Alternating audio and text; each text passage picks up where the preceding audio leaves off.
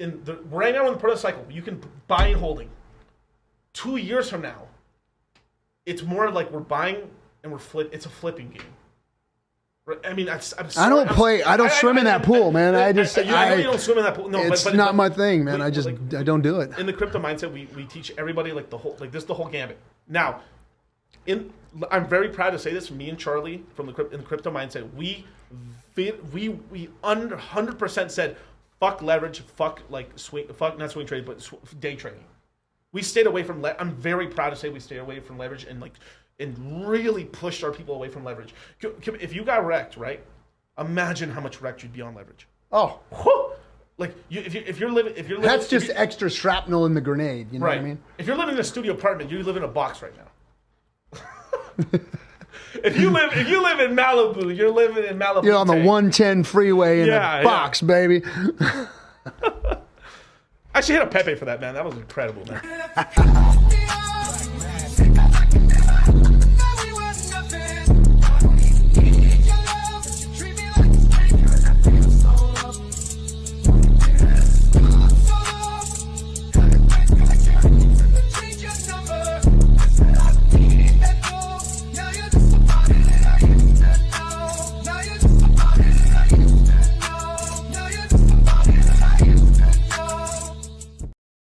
Right, man. That's right, man. Now, now synthetics. The last one, right? This was a baby of mine. I loved the coin SNX, right? All right.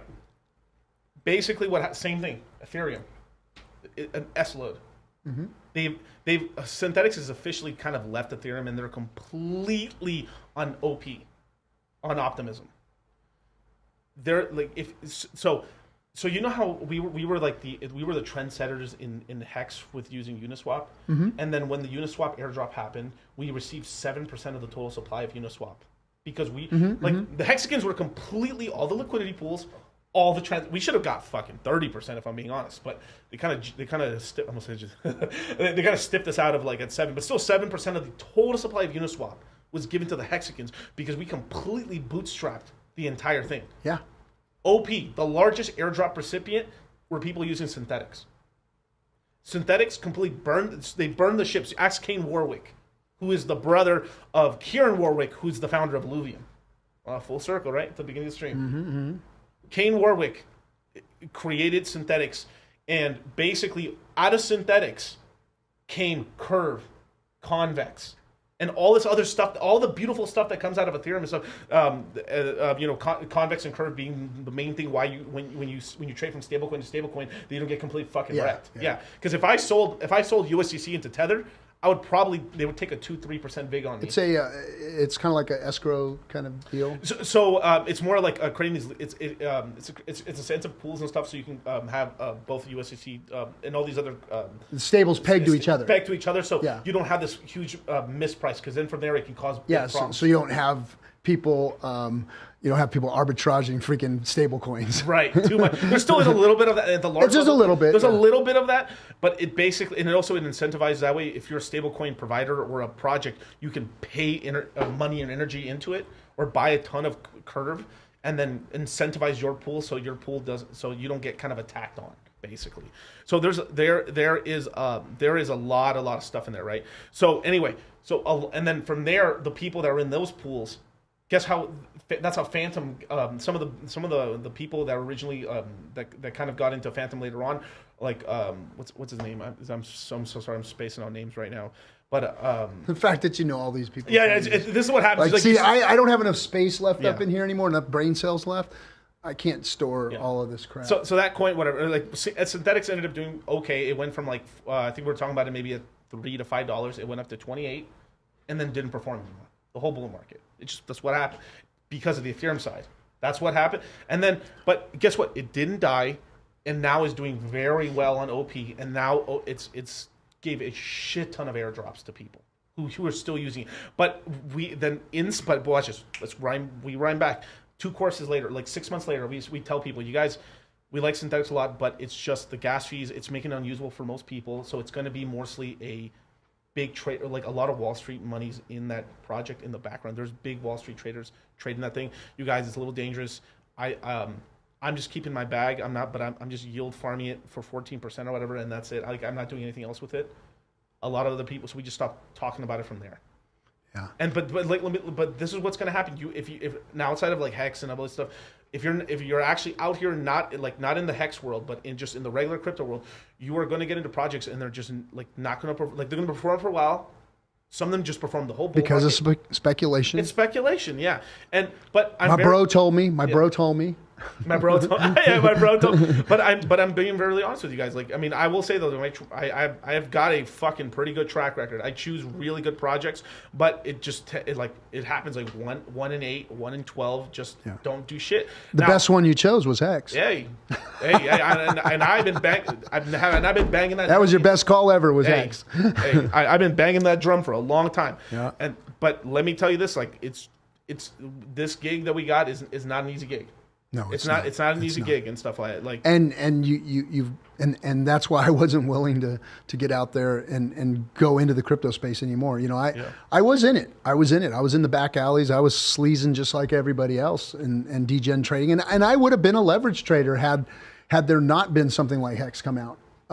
Or I was getting ready to leave the market, period. I was disgusted after 2017. Yeah. I was disgusted with everything that I saw. I was disgusted with the Telegram pump and dump rooms. And I was in them. I was in there watching and listening and being part of those things and the degen trading. And I was just disgusted with it. I'm like, that's not what the white paper said.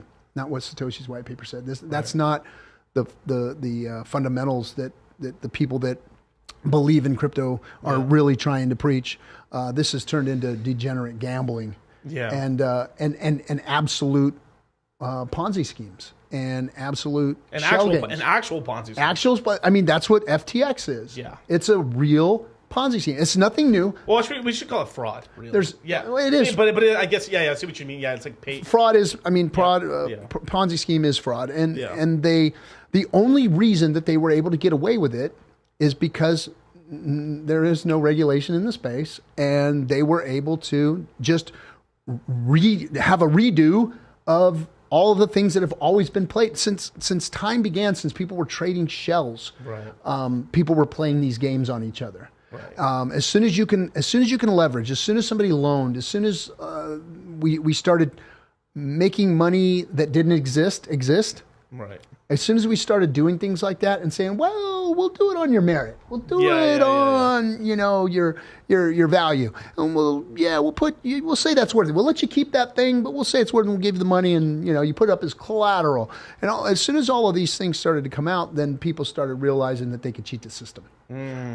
And there's nothing new under the sun. That FTX thing is textbook exactly what Mr. Madoff did.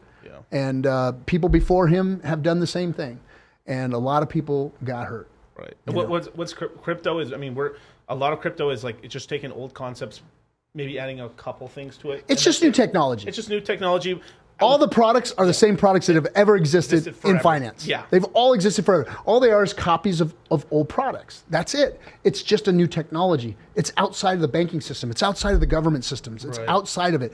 And because of that, the hucksters, shucksters, and fraudsters and P.T. Barnums were able to come in and circumvent everything and stop the real growth and stop DeFi from coming. DeFi should have came 10 years ago. Yeah. DeFi should have came right after, well, let's just say after Ethereum. After the tech boom, after the tech crash, it should have came right there. We should have been able, we should have been able to launch true DeFi. But for some reason, we had another 5 years of just degenerate gambling. Because there were no adults in the room. Yeah. It was just the lunatics were running the asylum, right? And like you and I talked about earlier in the beginning of the stream was, it's the lack of integrity, it's the lack of leadership, it's the lack of business acumen. I mean, like, look at some of these guys. Right. They lack business acumen. And I'm not going to call the majors out on this, but the major players that are the heads of corporations that have these massive amounts of wealth because of their crypto, they're not leaders. Right. They're not businessmen. They don't have business acumen. They may have some marketing tools. They may have had one guy here and there come in. I remember when everyone was touting Mashinsky as being the greatest of all time.